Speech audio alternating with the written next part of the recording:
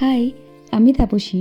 আমার ছোট্ট একটা মিনি ব্লগে তোমাদের সবাইকে ওয়েলকাম। আমি জানি এমনি ডাকলে তো পায়রাগুলো আসবে না, তাই রোজ একটু একটু করে তাদেরকে খাবার দিয়ে নিজের কাছে আনার চেষ্টা করছি। আর দেখো পায়রাগুলি আমার প্রথম দিনেই কতটা কাছে চলে এসছে। চেষ্টা করব রোজ তাদের কিছু কিছু খাবার দেওয়ার, যাতে আমার ডাক পেলে ওরা চলে আসে। আমি চলে গেছিলাম হাবড়া স্টাইল বাজারে, সেখানে উইন্টার স্পেশাল অফার চলছে। সেখান থেকে আমার পুচকু সোনার জন্য সোয়েটার চুজ করে নিলাম। অনেক খোঁজাখুঁজির পর কমফোর্টেবল একটা সোয়েটার আমরা দেখে নিলাম। আর তারপরে এই গাড়িটার দিকে চোখ পড়লো, একটু বসতে শিখলে আমি ওকে কিনে দেবো। আর দেখো এই হেয়ার ব্যান্ড গুলো কতটা সুন্দর। তাড়াতাড়ি করে কেনাকাটা কমপ্লিট হয়ে যাওয়ার পর বাড়িতে এসে আমি রেডি হয়ে নিলাম। থেকে বেরিয়ে অঙ্কুশের কাছে চলে গেলাম। দেখি অঙ্কুশ তো রেডি হয়ে গেছে। তারপর আমি অঙ্কুশ দুজন মিলে চলে গেলাম আমার সোনাটার কাছে। পুচকিটা হলো আমার মেজদির ছেলে, তার নাম অমৃত। আর অঙ্কুশ হলো আমার বড়দির ছেলে। ছোটবেলা থেকে অঙ্কুশকে যেভাবে কাছে পেয়েছি, অমৃতকে সেভাবে পাইনি। এটাই আমার কষ্ট। আমার মেজদির বিয়ে হয়েছে আমাদের মামা বাড়ির কাছে, এটা আমাদের বাড়ির থেকে অনেকটা দূর, তাই তো মাঝে মাঝে গিয়ে অমৃতকে দেখে আসি। আমি এখন ওয়েট করে আছি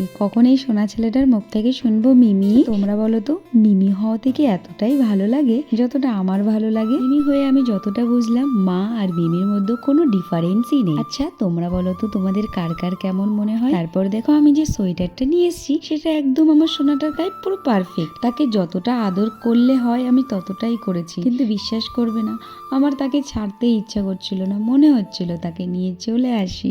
চলো এবার আমি পুচকুটাকে একটু আদর করি। টাটা।